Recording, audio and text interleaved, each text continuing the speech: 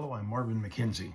Recently, I finished a short historical fiction book I call The Wind at Major Creek. It's really a historical fiction, but it is based on my family's history. My grandfather bought a piece of property on the Columbia River on the north of Mamaloose Island, and about 125 acres where he raised alfalfa, grew alfalfa, as well as worked at the lumber mill in Bingen, Washington. My grandmother worked at a butcher shop in White Salmon, Washington at the time. They had previously owned the Lyle Mercantile in Lyle, Washington, right there, but sold it, bought the piece of property, and became farmer on that land. And as I grew up, I would go and visit my grandpa and grandma, and we would go over to a piece of property, a piece of land on his property called Major Creek. And we were always told that that piece of property at one time had an Indian settlement on it. Early on, there was a place where there's a rock outcropping, and where the Indians Native Americans had built like a lookout tower, and we would go and kind of explore in there and look for pieces, fragments of pottery and those sorts of things. And early on, we'd look and see we would find arrowheads and all of that kind of thing out in the fields of Grandpa's alfalfa fields. And then years later, I moved to Astoria, Oregon, and while I was living there in Astoria, we would visit the Lewis and Clark settlement there called Fort Clatsop, and I would read the Lewis and Clark journals, where I found out that actually Major Creek and my grandpa's property is in the Lewis and Clark journals. They stayed there the night one time. So what I've done now is I've just written a book called The Wind at Major Creek. It is a historical fiction, but it is based on my family's history. I've tried to go back from Lewis and Clark and imagine what life would have been like all of those years, and all the way until the time when eventually my grandfather gave the property back to the state, and they've turned it into a natural preserve now. The only memory of my grandpa left is a park bench that sits on a walkway on that property. So I'm just going to take some time and I'm going to read one chapter at a time and make a little video one chapter at a time as I'm reading my book, The Wind at Major Creek.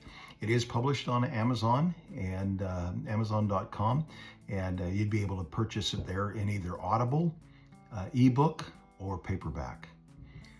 The Wind at Major Creek, Introduction. The Ghost of the Alfalfa. If you walk the north bank of the Columbia River today, just where the shadow of the cascade begins to deepen into the basalt, you'll find a landscape that appears to the casual observer to be untouched. The state calls it a natural area. The sign tells you to stay on the path, to respect the native bunchgrass, and to tread lightly where the wild things are returning to the land. It's a place of profound sculpted silence, a place where the wind carries only the sound of the river and the rustle of scrub oak. But beneath that silence, if you have the ears to listen, there's a hum. For those of us who grew up there, the land is not empty. It is crowded with the ghosts of 20th century.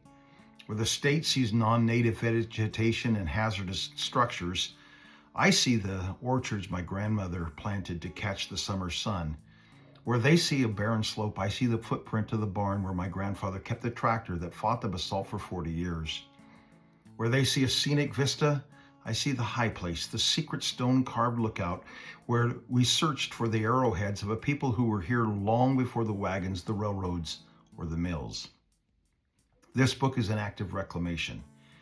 It's a story about the intersection of three distinct eras: the ancient world of the Klickitat, the hard-wrought pioneer spirit of the mid-century farmer, and the modern clinical era of state-mandated preservation.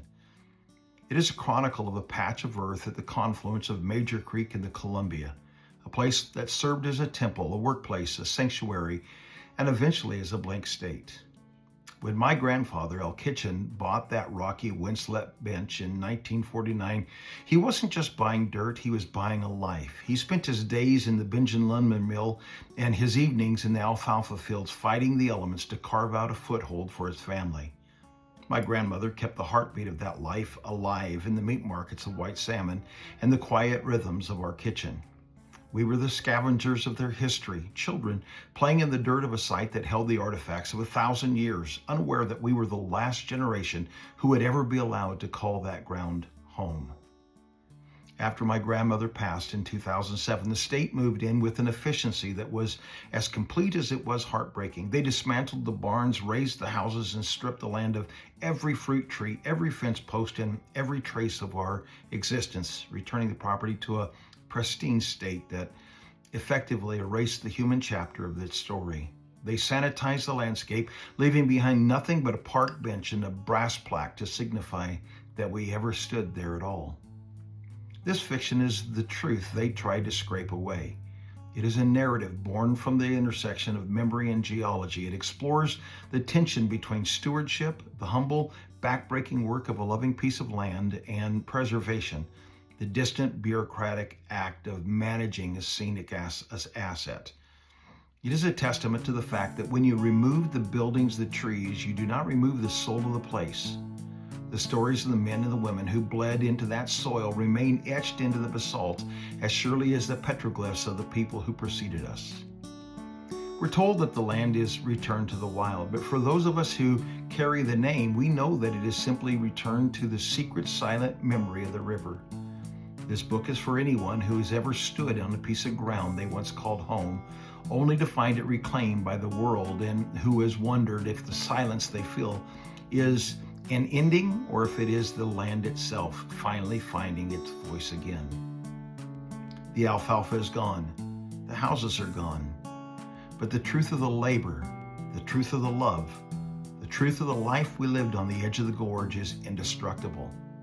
This is that story. This is the echo of the wind at Major Creek.